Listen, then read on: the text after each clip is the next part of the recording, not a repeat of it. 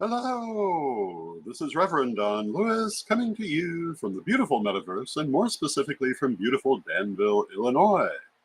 And I hope that you are having a wonderful day. This is Midday with Reverend Don. Welcome. And as you know, if you follow Midday with Reverend Don, you can type your questions or comments on whatever platform you're watching on, and they will appear in my chat room here, which you can see on the screen. At least on days when I don't have a guest, and we can talk directly. And you'll notice I don't really have much of a topic scheduled for today, and there are a couple of reasons for that. One of them is I actually do have a topic that I'm thinking I will come around to, but I didn't really want to put it in the title. But the other one is that, I mentioned yesterday, I often wake up wondering, what should I talk about today? And I'd kind of like to hear from you what you would like me to talk about. Lately, I've been very political. It was remarked to me yesterday that I was extremely animated and may even have come off as rather angry about the topic I was talking about, which I was not conscious of being angry, but it's the kind of topic that can move me to anger. This whole political topic is the kind of thing that I feel very strongly about. And hopefully you feel strongly about it too, because it certainly affects you. But there's also the question, is this really what you want me to talk about? Do you prefer that I talk more about metaphysical subjects? I do plan to move to resuming more metaphysical subjects, and that's one of the things I'm thinking we'll talk a little bit about today. But I would love to hear your requests for future topics for me to talk about. I do have a few things people have requested in the past that I've not gotten to. But I would love to hear where your mind is at this moment. Um, every day when I open social media, it's full of politics at this point, which I'm sure it will be for the rest of the year. It doesn't mean I have to be full of politics, because in many ways I've said most of what I need to say. But there's still a couple of things that are worth talking about. And hello to Janet in the chat room. It's good to see you, Janet. Every week on Patreon, I do a Monday night chat room. I started that chat room in 1998. And I've been doing it every Monday night since, with occasional exceptions. Last night was an exception. I went to the memorial of a friend who died a few weeks ago, but the memorial was last night. And I was asked to speak at this memorial, and my topic began with, as a priest, one of the things I'm most often asked about is, what is the purpose of life? Why are we here? And, I thought I would share some of those ideas with you today, because, the answer that I gave in that talk was that in a lot of ways, we're here for each other. We are the reason for being here. If we look at the Vangelo delle Streghe, and hello to Steve in the chat room. It's good to see you, Steve. It attributes creation to the goddess feeling lonely as the only being in existence, that she wanted experience, she wanted another to interact with. And if we work with past lives, as many of us do, we will see that people do carry forward certain skills, but they mostly carry forward relationships. And hello to Fox Fur Witch in the chat room. It's good to see you, Fox Fur Witch. We certainly see many lessons that are carried forward from one life to another. We see skills, but above all, we see those relationships. And in a lot of ways, it's the way that we affect each other. The love we give, the love we share, and also the negative emotions that we give and share, that really define our lives. And when we cross over, this is a lot of what we take with us. These karmic attachments we have formed, and also a lot of what we leave behind. the effect of our lives on others. And hello to Tina in the chat room. It's good to see you, Tina. And the gentleman, um, Paul Nozick, whose memorial it was, had a wonderful positive effect on many, many people. And his life was not one of great political importance, but it was clearly of very great importance to everyone that he had interacted with. And that's a great thing to be able to say about a person. And if you are officiating at a funeral, and I was not actually officiating at this one, Deborah Hart officiated, but I was speaking. But there are a lot of things you can talk about, ranging from spirituality to the experiences of the new ancestor, to their hobbies, their habits. But the thing that's important is their relationships. That's the only reason for most people that people will be present at the memorial or funeral service, because they had that relationship. And hello to Mary in the chat room. It's good to see you, Mary. And it's very important, I think, for us to be mindful of that some of us will affect the world, but most of us affect a handful of other people. And having a good effect, making those people's experiences better for having known us, I think is a lot of the reason for life. A lot of the reason, certainly, to be able to say we had a good life at the end of it. Of course, there are people who have the opposite effect in life. They make everything worse for everyone. But even those people usually make life better for someone. Although I can think of some for whom that might not be true. One of my favorite sayings is that everyone gives a blessing, some by their coming and some by their going.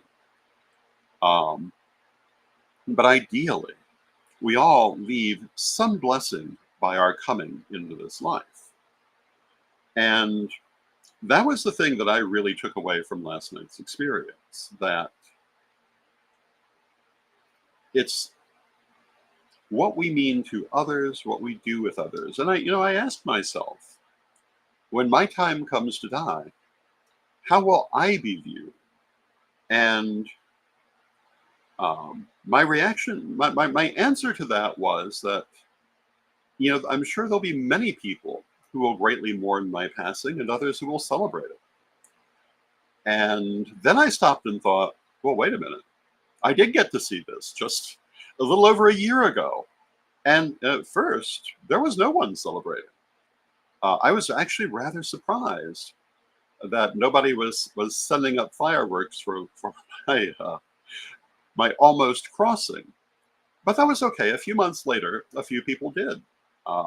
Some of the people who were very, very quick to express their concern for me and my illness were equally quick to join in the fight for what I had left behind, which is, I think, the second subject I'm going to speak on. But I have to say, for myself, I've influenced a lot of people, more than the vast majority of humanity can say, but most of them at a bit of a distance, as I influence some people who watch this program, people who've read my books, people who have shared my life. I'm sure have a very mixed grade on my performance. And one of the reasons is that long ago, I chose to put most of my focus not on people, but on the people, on the Corellian tradition, on the pagan community, on the world at large, which has not always been extremely beneficial to the individuals around me. And was that a good decision on my part? I don't know. I won't know while this life continues. I may know after it's ended, but I won't know while it's going on. I can never get enough distance, I don't think, to be able to judge that. But it's what I did, and I made that decision at a very early age, and partly I was trained to make that decision.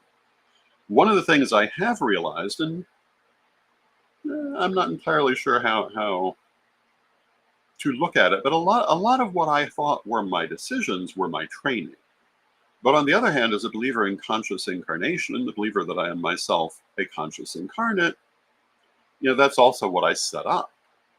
Um, so it wasn't necessarily pushed on me, it was set up by me so that I could resume the work I was already doing, which I have every intention of doing at the end of this life. Um, but, some of the choices that I made, I was raised for, and made them at such an early age that I certainly was not aware of other alternatives. But nonetheless, I've lived my life that way and I don't regret it. I have had adventures other people can only dream of. I have had an influence other people only dream of. And I've watched people who dreamed of it and were not able to duplicate it. Um, and why is that? I don't know. Um, could be due to a lack of self reflection. And certainly, I could have done better in so many places, but I did the best I could. But here I am still doing. And I've had, at the risk of immodesty, I've had quite an effect in the world, in my opinion. This is, well, I guess it's the natural effect of going to a memorial that you look at yourself, you look at your life. And again, have I made the right decisions for myself in this life? I'm not sure I came into this life for myself. I largely think I came into this life for the wider social purposes I've dedicated this life to. And um, yeah, I don't know what else to say for that. Now, having said that, and continuing with that theme of wider social purposes, I've been being very political these last few days because, I've, well, really been political my whole life, and I've been very concerned with what is now being called the Christian nationalist movement. It's also been called the Christian dominionist movement and various other names during my lifetime, but it's been a single continuous movement the whole time. Um, and I've always been concerned with it. It's not any kind of new concern, nor do I plan to continue talking about it every day. So if you're getting tired of hearing about it, I'm not going to continue it much beyond this, except maybe on Fridays when I am obliged to look at news stories. But one of the things I thought about talking about today, which I think is really the most important thing I want to talk about, is the weakness in their plan. Oh, and Mary Hawk in the chat room says the Christian right is wrong. Well, that's been one of the themes of my life. I have vehemently disliked them. And everything, I vehemently disliked and stood against everything they stand for, as did my parents and my grandparents and my children, and I assume in time my grandchildren, who share mostly the same ideas. It's a long multi-generational conflict, but there's a weakness in this plan. I keep talking about their strengths and the fact that they've largely accomplished their plan. Right now, they are at the very height, or almost at the height, of success. And I fully expect we will see them rise to the full height of success soon. Could be almost immediately, could be several years from now. But I don't see us being anywhere near being able to turn them back. But I do see that as a long-term possibility. And so I keep talking about making plans for the future. How do we survive this? How do we come back from it? How do we rebuild? Because those are options I think we have. How do we stop it? Well, I don't think we've got that option. But where is it going? There are a couple of possibilities.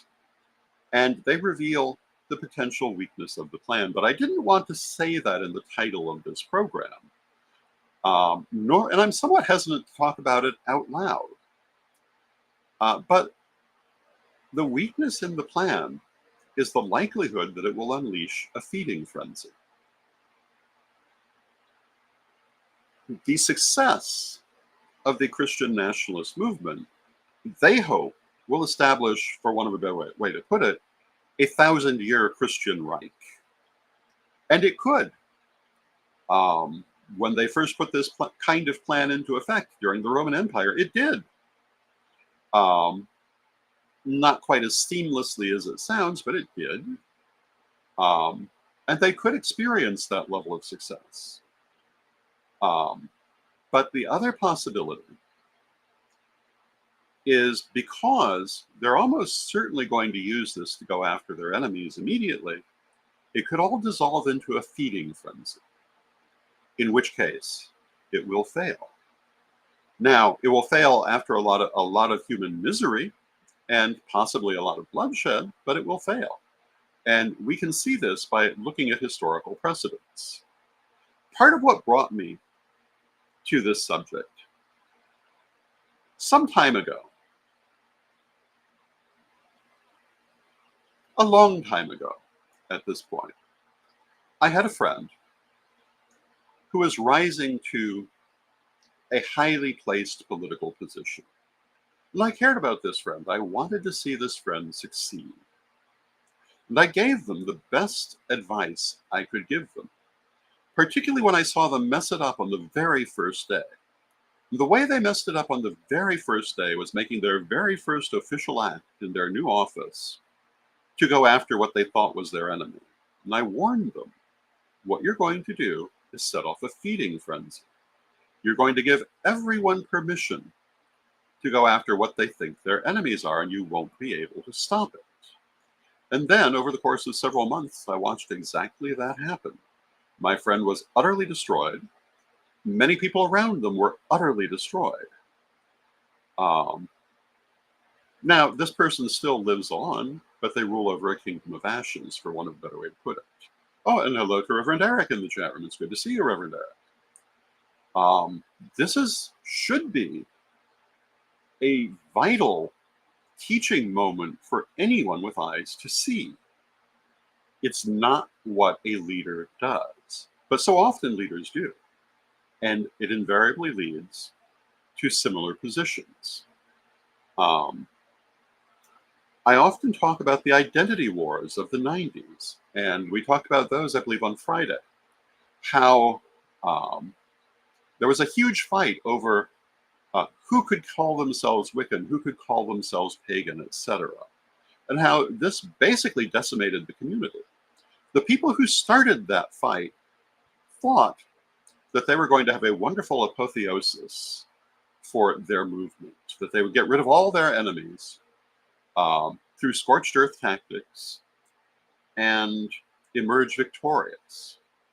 That is not what happened. What they did in most cases decimate their enemies, except for the strongest ones, who survived and became stronger.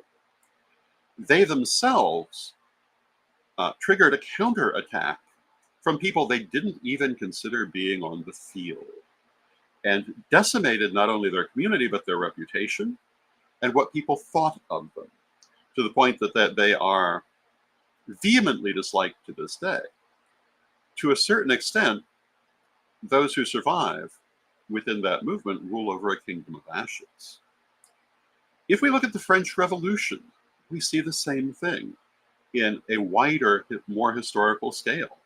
When the revolution happened, it began as a level-headed movement aiming for positive changes, but it became a feeding frenzy of everyone trying to strike what they thought were their enemies. And they were very successful. Thousands of people were executed during the Reign of Terror. It made a massive hole in society. But you only have to look at the surviving couple of hundred years after to see it made no change whatsoever. Not really. By the end of the revolution, they had put in place, arguably, a more aggressive monarchy than the one they removed in the first place. Certainly one that was less sympathetic to what we might call concepts of democracy. And an argument could be made that it was just a big feeding frenzy in the end. A lot of things did come out of it. Maybe they were for the better, maybe they were not. But would they not have come anyway? When you create a feeding frenzy, bad things happen. If we look at the Russian Revolution, we see the same thing. The Russian Revolution began as a level-headed, positive movement intending to make needed changes in society. And then it went completely to hell. And it went to hell with everybody trying to get rid of who they thought were their enemies. And over the course of several decades, this included a huge swath of the population. And ultimately, the Soviet Union, through the Stalin years, makes Hitler look almost minor by comparison in terms of the number of people who were killed. And the way that they were killed, although Hitler was certainly more effective, but Russia was no less determined to slaughter everyone who opposed the rulership. Now, they did not, in the end, completely dissolve into a feeding frenzy. At the end, they were able to dissolve into an absolute dictatorship with the threat of a feeding frenzy behind them, which eventually did fall, but more slowly. And as we look at the rise of Christian nationalism, these are some of the things that could happen. Because, if you read Project 2025 or various other things they've written, or even the statement from the Heritage Foundation recently, that we're in a second American Revolution that will be bloodless if the left allows it to be, which is to say, an open threat of violence, obviously they want a feeding frenzy. The only way they're going to survive that is by being absolutely ruthless. And maybe not then, because the Reign of Terror in France was absolutely ruthless, and they did not survive. This is the flaw in their plan. This is the thing that a few years down the line can be exploited and fought against. The fact that they may well overreach their hand, and that they may do, well, again, what those people I referred to earlier did in the identity wars, that in attempting to establish their apotheosis, they may in fact destroy their own reputation, destroy their alliances, and not only destroy many of their enemies, but also their allies. That's the flaw in the plan. When I say, how do we survive this? How do we come back to it? I'm expecting that to happen, and I'm expecting that to be a pretty horrible period. And I could be wrong. Let's all hope that I'm wrong in that. But they're saying it very loudly. It's certainly what they clearly want. Are there other ways to avoid it? Maybe.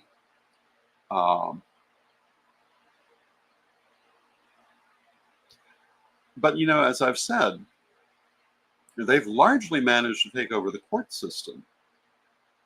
And so those other items, they have to be pretty extreme to counteract this at this point. It would need to be a vital victory, a decisive victory, to make any difference. And when was the last time we saw such a thing in this country? So that brings us back to what is the aftermath. And so many times in life, in the times I've referred to and other times as well, I've watched people descend into these feeding frenzies. And should you ever find yourself in a similar position, my very strong advice is don't do that. It is a suicidal move. It's not what a legitimate leader does. and it doesn't lead you to a good place, even if you win. And I would, I mentioned that the Russian Revolution, after their horrible feeding frenzy, didn't fall, but they were still in a horrible position. And hello to Reverend Michael in the chat room. It's good to see you, Michael. It is always better to be magnanimous. It is always better to be generous. It is always better to be merciful. It is always better to be kind. Not stupid, but kind. To think about what you're doing and not just start striking at things that displease you. But if we look at the Christian nationalist movement, they strike at everything that displeases them. And in the short term, they're winning with it. But in the long term, I think it's going to turn against them. And that's about the only hopeful message I really have with it. Because like I say, any other means of heading it off requires almost a miracle. Although I do believe in such things. But I do think because we're low on the list, because we're perceived as incompetent, which largely we are, because we're perceived as not being very serious, which is largely true, speaking of our community as a whole, because we're perceived as people who are incapable of putting up a good fight, which for our community as a whole is mostly true, we're not high on their list. If you look at the different lists of things that they're looking to do, you don't find us on them. Why? Because they don't take us seriously. That gives us time. And to some extent, they're right, because our only real agenda, as far as I'm concerned, is to survive. And to actually attack us could also have negative effects on their own base. But that would be a different program.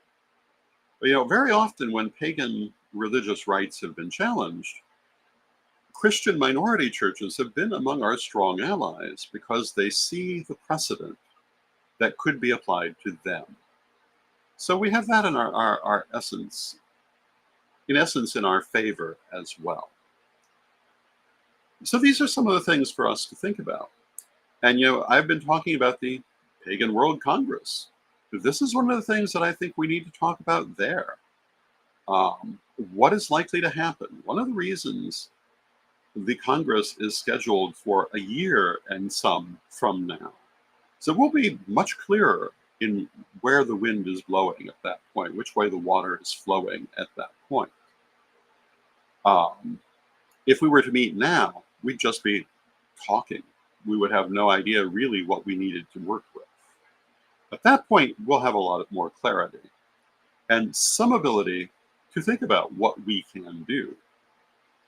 But we do have this one strong weakness on our side, and that is that these are petty, vindictive people who are almost certainly going to waste their power attacking their enemies, rather than building their strong foundation. I probably will not revisit this subject again, because I don't want to say it too loud. I will be very surprised if anyone in the Christian nationalist movement ever listens to this program. So I don't feel too bad for saying it out loud here, but I would hate for anyone on that side to actually get this message and get an understanding reaction of it. Although I imagine they'd simply be attacked, because honestly, the Christian dominionists are basically a bunch of attack dogs.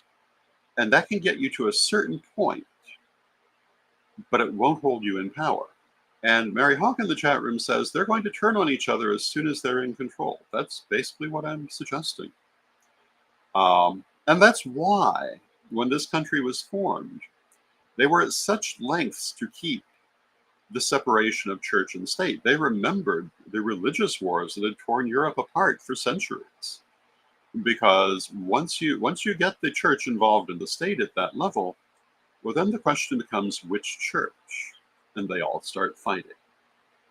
So we must expect, or we reasonably can expect, to see that happen. But we also need to be extremely mindful of not doing it ourselves again. Because again and again, we have hamstrung ourselves as a community through this exact behavior. And are we going to do it again?